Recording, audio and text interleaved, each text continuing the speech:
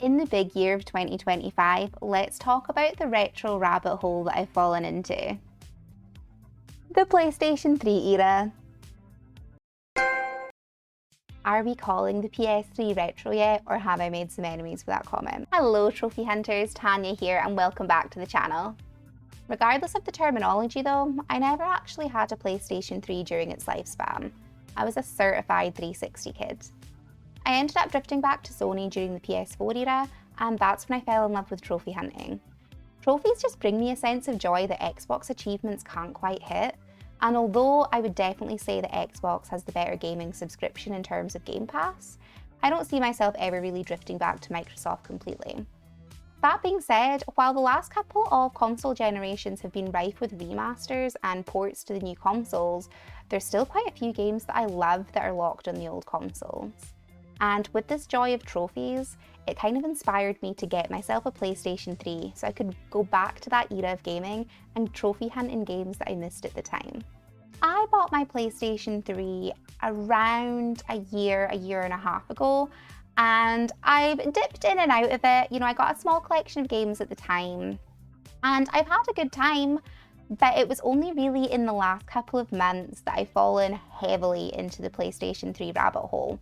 And the game that was the catalyst for all of this is actually Yakuza Dead Souls. And when I say it out loud, it sounds a bit of a bizarre choice, but let me give you some context. For those of you who are not familiar with Yakuza Dead Souls, it is a PlayStation 3 release that is trapped on that console generation. So it is a Yakuza game that is a sort of non-canon, like zombie mashup. And by all accounts, it's not the best game, which kind of explains why it's not got a current gen remaster. But I have recently fallen in love with the Yakuza franchise thanks to the Like a Dragon series, and over the past couple of years I have been dipping my toes into more of the titles, and I've been having a lot of fun exploring this franchise. And I've always loved a zombie game, so when I heard about this one, I couldn't pass up the opportunity to try it. We had a copy of this in work a couple of months ago, and every day I was in, I would look at it and be like, you know, that's a lot of money. Do I want to pay that much money for a game that is objectively bad? And the more I thought about it, the more I was like, yes, you know what? I do want a game that's objectively bad because it sounds fun. And the day that I decided that I was going to drop all this cash on this game was the day someone ordered it on the website and we had to ship it off. So I missed my chance there, but things work out the way they're meant to, and I got an absolute bargain on Vinted. I ended up finding this game for £65, which is around 20 quid under what it's usually going for. And when it came, it was just such an exciting moment. You know, I don't often buy physical media anymore, and you know, spending all this money on this really rare game and having this really exciting one in my collection, it was just a rush of endorphins, and the whole experience brought me so much joy. And it did just trigger this desire to want to do it more. You know, I have usually bought digital media just because it's convenient, but I am now working in a space where I am dealing with physical media on a day-to-day basis, and I have access to a lot of retro games as well as current console generation games that previously it would have been more of a pain to get. So now that I have all this physical media at my fingertips, it really does make me want to go and collect more of it, which, you know, as an aside, has also pushed me to get back into the PlayStation 3 and actually play these games on this console that I bought specifically to play games on.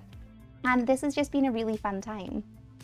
Now, I haven't gone mad with the physical media collections. As I said, it's only been a couple of months that have passed since I bought Dead Souls, and that was quite a hefty investment for me, especially for a game of that age. So I've only picked up a couple of titles since then, but they've all been PS3 ones.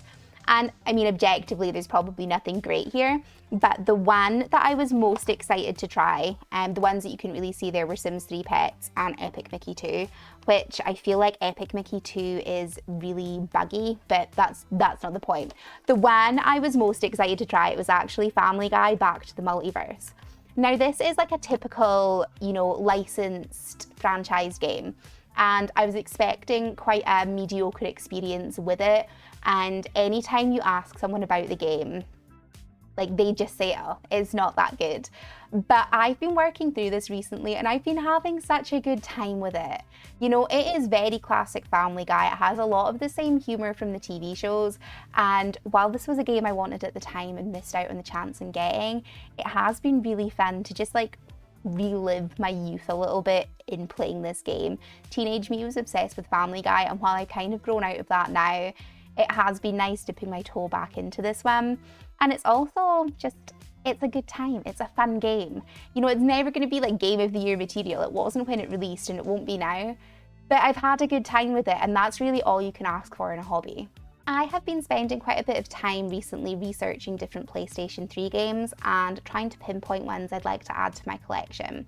I've been looking into a variety of different ones, whether they're ones I vaguely remember hearing about at the time, that, you know, I didn't have adult money then, so I couldn't buy them, or ones that I have heard about in more recent years that have a bit of a cult following, or ones I haven't heard of at all but I think I would love. And then also the one that I think is the most fun to kind of look into is the more childlike games. So during the Xbox 360 era, when I had my console, I would have been, you know, just turning into a teenager, and I had that console up until I was in university. So that's kind of the age range that we're working with. So it's been fun looking for PlayStation 3 games that younger me might have been interested in and would have wanted to play at the time. So we are talking about some of the Lego games and some of like the Disney tie-in games. And this has just been a really fun way of looking at games that I wouldn't necessarily do when I'm looking for current generation games. Like, I'm not looking at like Peppa Pig Adventure, you know, that's not what I'm interested in. But Disney's app, sign me up, you know? One thing that I've also been looking into when looking at games to add to my collection is whether the platinum is still obtainable, because trophy hunting is a big part of why I enjoy gaming and probably why I invest as much time into games as I do. And another big thing that sort of comes with that is like the completion time for these games. And one thing I think has been really refreshing about the PlayStation 3 era games is the shorter completion times. A lot of the games that I've been researching, they have had completion times between 20 and 60 hours. And a lot of current generation games, you're looking at 100 plus. As someone who struggles to commit to one game, this is a massive game changer for me. And, you know, this is something that I've been really enjoying. I really struggle to finish a 100 plus hour game. What usually happens is I will get to a certain point in the game, burn out, put the game down, forget what I'm doing, and just never go back to it. It's very rare for me to actually push through and get to finish these games. So if I can finish a game in, you know, 20 to 40 hours, this feels so much more palatable to me, and it's a really sort of refreshing change. Another thing I've really been enjoying about going back to the PlayStation 3 as someone who plays multiple games at once is the fact you're not penalised for playing multiple games at once. So with the PlayStation 3, all the game data is on the disc. So assuming that you are not doing digital downloads from the store, you can just plug in the game and go. You're not bound by the storage size of your console, you're not bound by long install times. You can change your game as little or as often as you like, and I love that. I can't remember the last time that I've played games like this. It would have been when I was last playing my Xbox 360. And this is just such a freeing change for me. There was one day last week, I think I swapped games about 4 different times, and it's just been so nice. I understand that not everybody plays this way, and a lot of people, if they are going to juggle games, they'll maybe only do 1 or 2. I really struggle with my attention span, so I can't do that. So this might not be like a benefit for everyone, but for me, I am loving the change.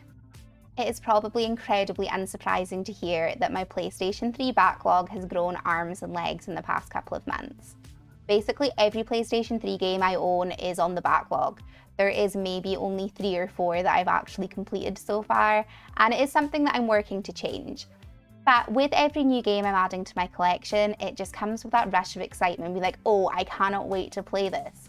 But then there are games that I originally bought with my console, which were the reason for me buying this console, that are still sitting there incomplete. And that is something that this year I would like to try and push myself to change. So the two main games are The Saboteur and Alice Madness Returns. These were some of the biggest games that made me want to buy this console in the first place, because I didn't actually hear about them until after that console era had ended, and these have not received ports onto newer generations. So these are two that are definitely really high on my list to try and get around to. Another couple that I really want to clear off my list, which one of them is a bit more of like the long-term plan, but that is GTA 4. Like, I am a GTA fiend, if you don't already know. But GTA 4, I would love to be able to platinum that one day. I have already finished the story for GTA 4, so it is just kind of all the single player cleanup and then the online. I was doing the online with someone a couple years ago, or when I originally got like my PlayStation 3, but we've kind of sort of fallen out of the habit of doing that. But I am still very interested in platinuming the game. So if anybody would like to carry me through the online, please let me know, because very interested. The other one that's quite high on my list, which I mentioned in a previous video, is actually Fallout New Vegas. So I would love to platinum New Vegas because it's one of the only Fallout platinums I'm missing. It is that and Fallout Shelter. So I would love to be able to finish New Vegas, and I'm also wanting to clean up the DLC for New Vegas and for Fallout 3, just because they are part of my favourite franchise and they're pretty big priorities for me. But as I said, basically everything is in my backlog at this point.